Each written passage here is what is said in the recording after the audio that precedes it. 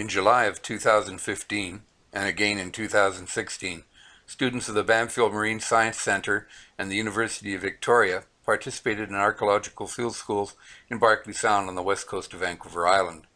Led by archaeologists with long-term experience in the area, the excavation centered upon Jaques Island within the Broken Group Islands archipelago, presently part of the Pacific Rim National Park Reserve and a central portion of the Sechad First Nations traditional territory.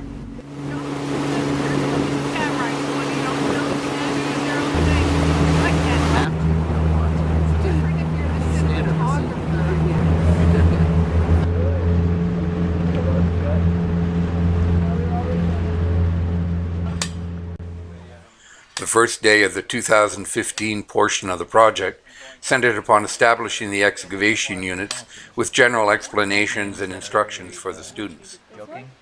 Why is it not like that? I think they're a bit off those ones. Here, let's step right away, then you can double check it. It's all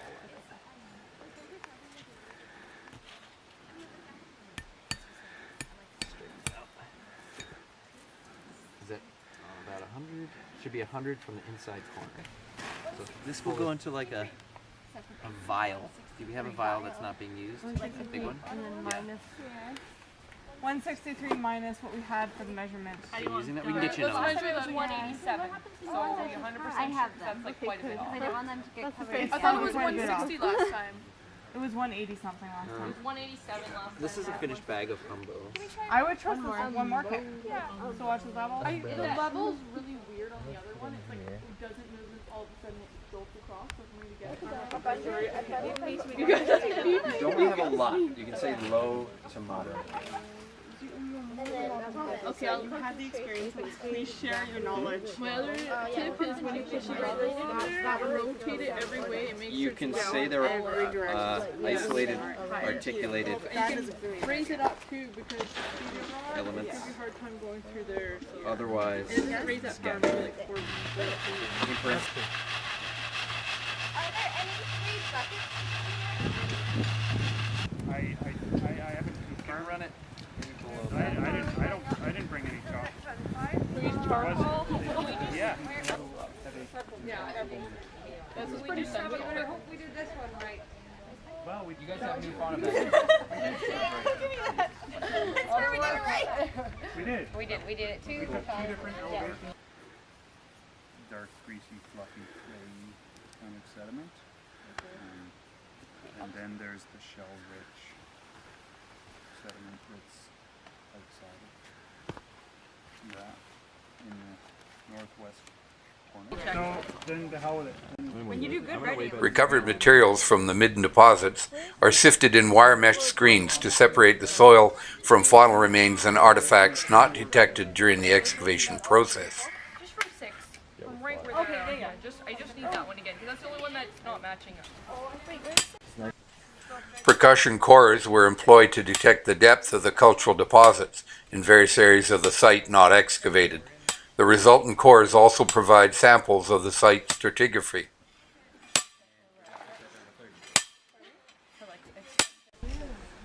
The site is named Hopisakoa by the Sechad First Nation.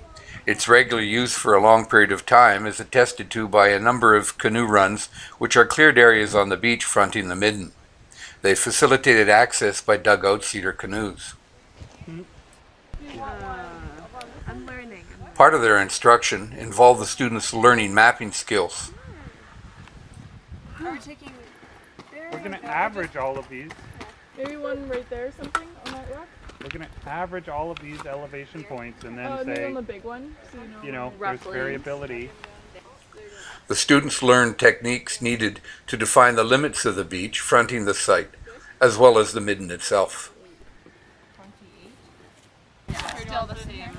During the last 6,000 years, the sea level of Barkley Sound area fluctuated by about 4 meters. Consequently, archaeological sites dating from earlier periods may be discovered by examining intertidal deposits.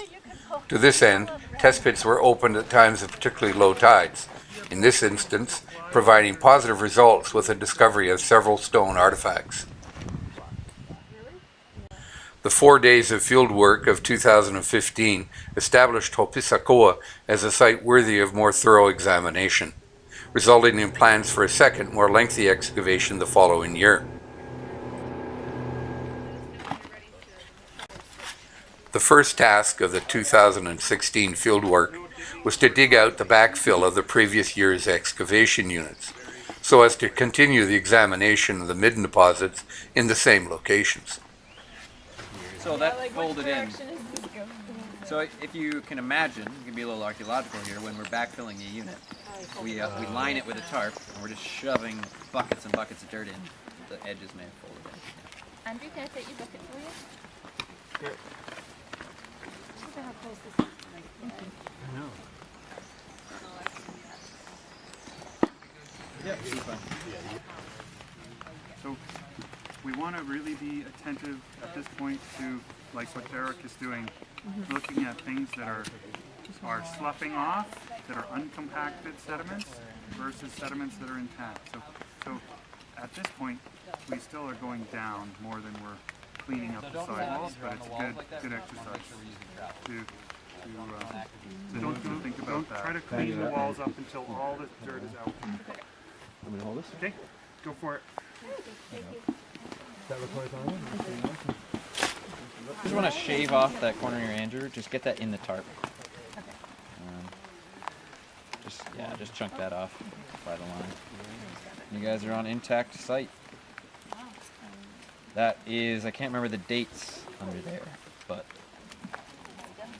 more than 900. And then up and over. Okay, there it is.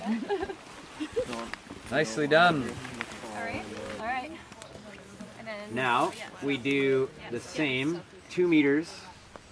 As a result of a longer field season, in 2016 we were able to enlarge in the size of the excavation units.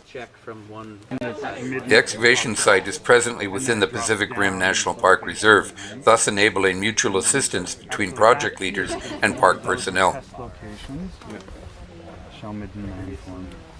So test meaning auger or? No, core tests Core, and an auger test together. So core and an auger together at a single location. So we got the dates from the core, we got fauna from the auger. Great. oh, the water part. How did you get? Is that your? These are data as actually well? artifacts that we found on the beach. Oh. Those squares. Yeah. This uppermost layer that you've exposed and you scraped away the surface is going to be layer A, I presume. And that means that all of your first buckets are going to be quadrant A, B, C, D, level. How deep does level 1 go? You're just going to do it one quadrant at a time, so the inside. Yep, that's fine. So we generally want to clear out on top of the new layer, just all around our working area, and then drop it down all at once. So we're coming down on our new layer, we expose it, it might be all knobbly and weird, expose to the top of it, get all those buckets screened, and then take the rest of it down flat. The Tshad First Nation allowed the base camp for the project, and many others in the previous 3 decades, to be established at their ancient village site of Klehoa on Nettle Island. What? You're going for a swim? Yeah. Are you getting cold? Oh, you still got it, Spencer.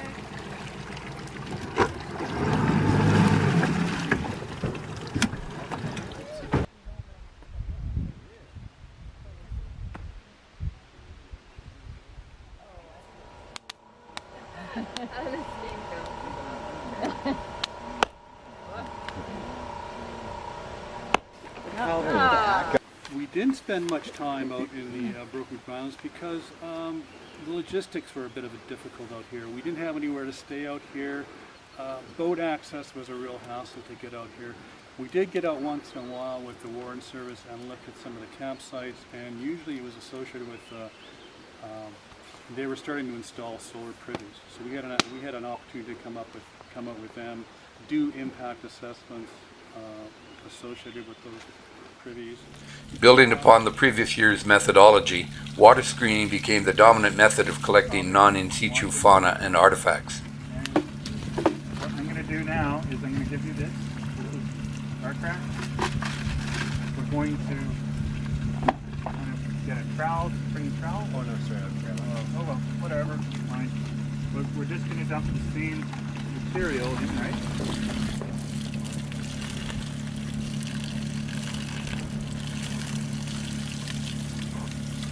So and use your hands to move that around in there. And Mark, maybe you want to dump that back in the pile. Grab a trowel and grab a plastic bag. Yeah. Where are they? Like a pretty... They're in one of the small blue totes or the big blue so totes. we aren't going to take any charcoal from the screen. We've been kind of messing around with it with our fingers. We don't know exactly where it came from in the unit. We want to get those in situ samples. But it's good to note how much charcoal you're finding. Maybe indicative that in your heart. All these little things that you want to start telling the note takers. Yeah, and remind the diggers that indeed charcoal is turning up in the screen, so they should maybe can be a bit more vigilant.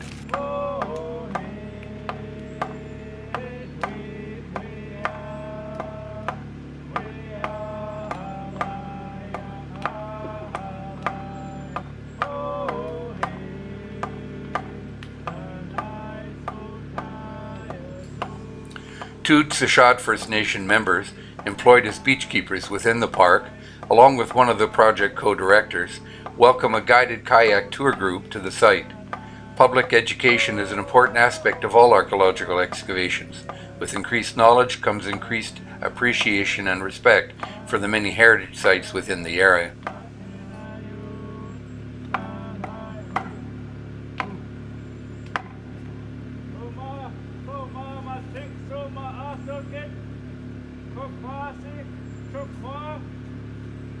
Sechot people welcome you to our house, our land, our territory. We want you to come ashore and witness what is going on as history is taking place, as we are bringing back history. This was one of the village sites of the Jaques people. The Jaques people were one of the amalgamated tribes into Sechot. So we welcome you ashore. Come and join with us as we share stories and make history happen today. True. Thank you.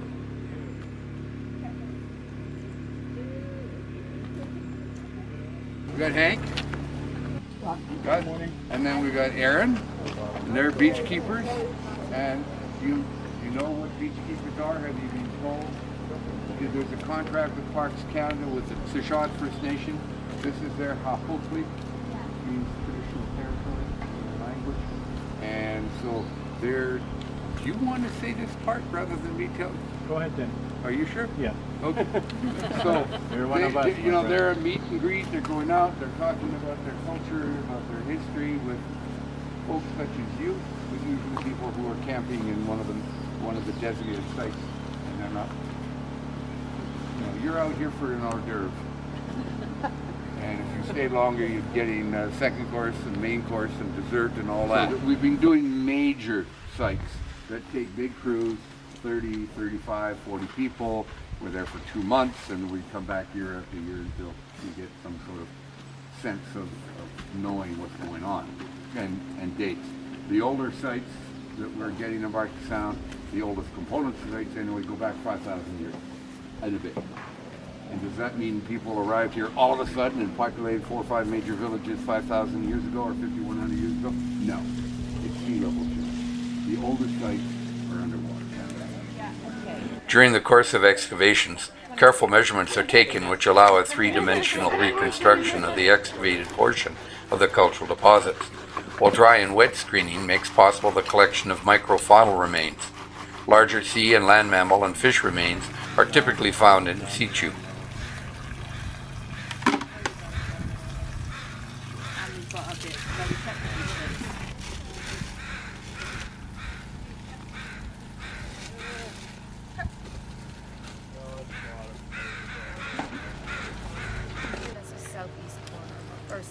In sites with a low artifact count, the collection of faunal remains takes on added importance in reconstructing site usage and history.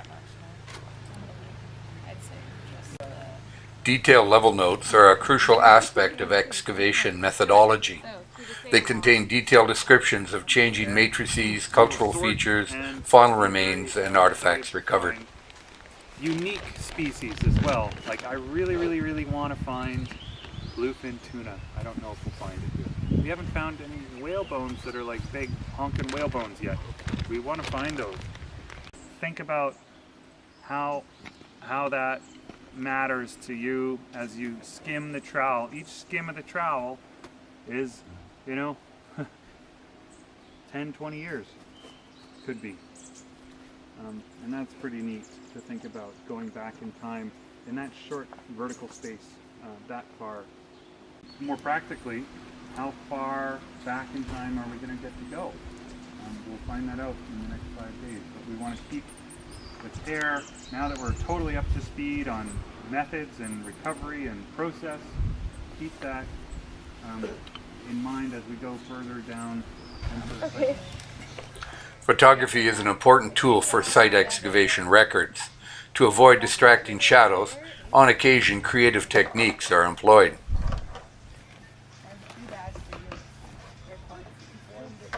Lots of fish bones. Are you okay digging? Or did it? Bird. Somebody else How are you did? going to capture it? Small matters. Anybody else want to do? One of the ways was with a stone on a piece of line. Oh, like a sling idea. Okay, yeah.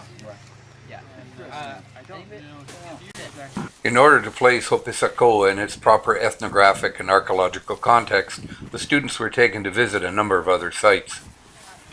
Already here. And we're going to do 1, 2, 3. Okay, that's good. Formerly one of the park's designated campsites, Sisha, the original name of Benson Island, was closed to such activities in recognition of its importance as the origin place of the Sisha First Nation. 3 field seasons of large-scale excavations revealed that occupation of this site began more than 5,000 years ago.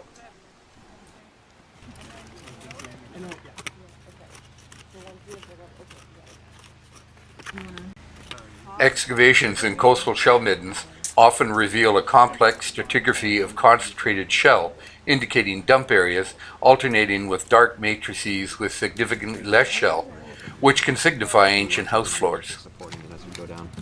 Okay. Like another rock? No, just leave the sediment underneath it and work around it. A column of sediment. So the deepest point that we've gone down by right now. Lunch, a time for eating on the sunny beach, and on occasion, listening to stories.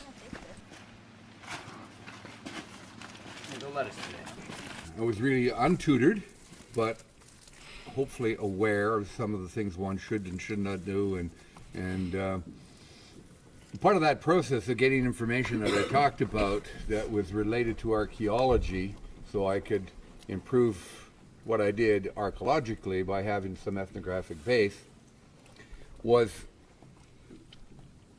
twofold. It was just sitting there, as I talked about at UVic, of sitting with charts and talking about seasonal movement, site names, place names, not just site names, but place names, length of occupation of different places, at what seasons, why were they there, what was their process for it, etc., the reason for it being there, etc., etc., etc.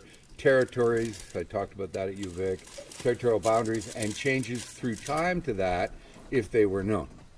What I was doing was looking for site names in their stories and then taking them to the elders I was working with for verification and verify that what the stories had said, they also knew to be true, or they maybe had a variation.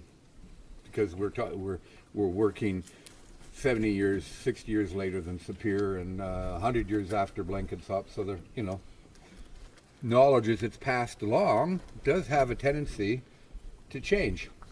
So it was a story that Carmichael had recorded, and it was a young couple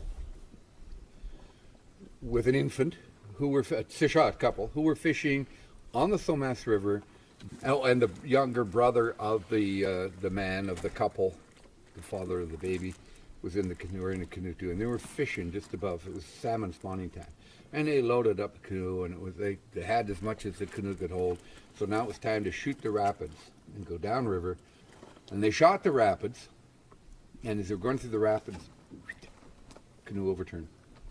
And they were sucked down. And the story talks about being sucked down and the current keep them under, not letting them come up. And after a bit, up pops the man, the husband, and his brother. But not his wife, and not the baby. So they're concerned, of course, and they start yelling, and because they're still in the water and swimming to the shore, and no response, and they start searching the banks and nothing, and they keep searching, and the mom and the child never come up. So they have to go back to the village with the sad news that a tragedy has happened. Meanwhile, back at the ranch, down in the river, Mom, clutching infant to her, is being sucked under. She comes underwater to an opening, like a tunnel opening in the bank, except it's submerged bank, and she heads to it and gets in it, and it rises up so it's above water level. So at least they're safe, but how do you get out? But it keeps going, and so she decides to go because maybe it comes up somewhere. And so to shorten everything down, because it's not the primary reason for telling this, it takes her about a month with a whole bunch of different supernatural occurrences happening and encounters as she goes along. She pops out eventually at the other end, and lo and behold, as she comes out of the other end, there's her husband and her brother-in-law in the canoe hunting seals, harbor seals, which is what Shoemaker was also known for, so that was a nice little anecdotal confirmation. And she woohoos, and they turn and look, and they go, oh my God, and they go in, of course, and they go back to the village, and everybody rejoices. I said to the three, Adam, Margaret, and Mabel, do you know this story? Just as a way of then getting the confirmation and then asking specifics about the words. And there was dead silence. And I can remember even now thinking about that, and I was so scared because I thought, what have I done? Have I violated some protocol? Have I done something taboo? Is that a taboo story? What? And it was probably 5 seconds, and you bet your bottom dollar it felt like 5 minutes, 5 hours, because I'm just sitting there. Oh God, what have I done? And I'm starting to sweat because I'm neophyte. I'm self-trained in this, or in the process to train myself. And there's no response. So my heart, I can almost hear my heart, So I say the question again. Do you know this story? And there was a pause, not quite as long. And then Margaret spoke up, Adam's wife, and she said, yes, we know the story. Pause. So I'm sweating now. I'm literally sweating. What have I done? What's happening here? And then with great weight to her words, but sort of said in a slow, casual way, she turned to Mabel, or towards Mabel, and she said, Mabel is the child of the infant in the story. So why am I telling you this story? Because so often the general public, just general untutored folks in this kind of thing, plus, unfortunately, government officials, when you are in negotiations, they have this idea that historic situations, knowing about the past of our Indian people, even that term, of First Nations, can be interesting, if indeed not quaint, but they have very little awareness of or willingness to accept that it's the same of First Nations people today. It's not a different, you can't split and say, okay, well, that was the past we're dealing with now. It's a continuum. Culture is dynamic. Culture progresses. Well, progresses is a pejorative word. Culture goes on a continuum. For it to be a break, then you have to have extermination. You have to have, whatever. That never happened. So we have a continuation. There isn't that dichotomy of the past and the now. So for First Nations people, it's not legends, it's not myths, it's stories. Or histories, that term is used. But of course, history is composed of stories. And I've had people challenge me, say, well, does that mean you believe them? And my reply is, it doesn't matter. It's not a question of belief. It's not a question of what I think. It's a question of what the people I'm working with think. And that if I am to do my job properly, to play out my, my role behavior here, to use this jargon term, I record, I learn, I understand, or try to, what they're saying, and it's totally out of place to judge it. Because I'm asking them to share. They're sharing. My role is to listen and record, learn, not to judge and evaluate. That makes no sense, because I'm doing another culture. So it's not about me, it's not about my culture, it's about theirs, yeah? And then so there was that thing to learn, but also that people today, there are people that, well, certainly there were then, that are part of these stories and these histories. It's living, breathing flesh. It just was so exciting and so dramatic to learn in a personal sense. Building on the encouraging results from 2015, additional test pits were excavated in the intertidal zone, searching for earlier deposits.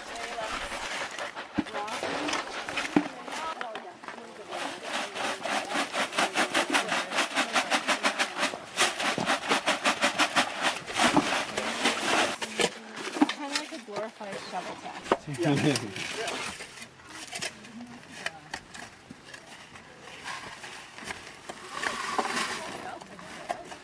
The other side just looks a bit like a rock. This side. Well, Bulla, woohoo! I think I'm rather bullish on this. Oh, Ian's gonna be.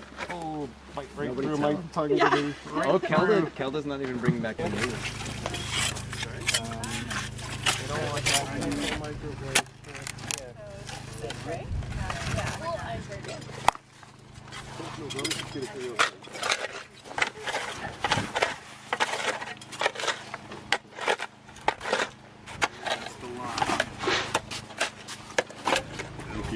If you click on filling out that field, up comes a menu.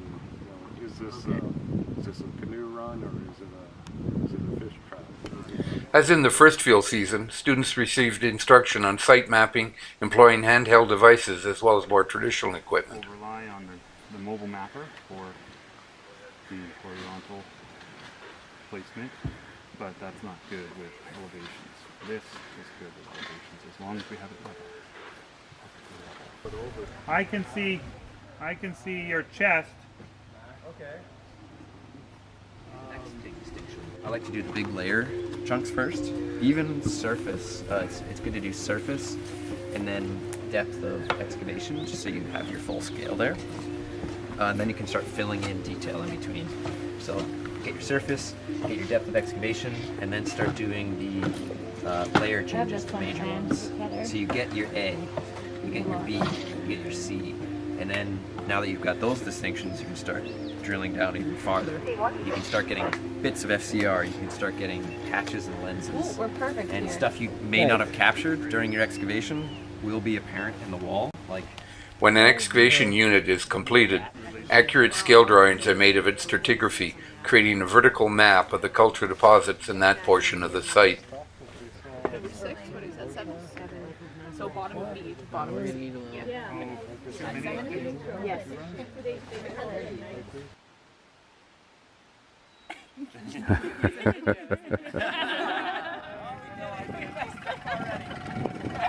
We're saying what is them. The 2016 fuel season marked the end of the Hopisakoa project on Jaques Island. but further work in the Broken Group Islands is planned in conjunction with the Sejad First Nation, Parks Canada, the University of Victoria, and the Banfield Marine Sciences Centre.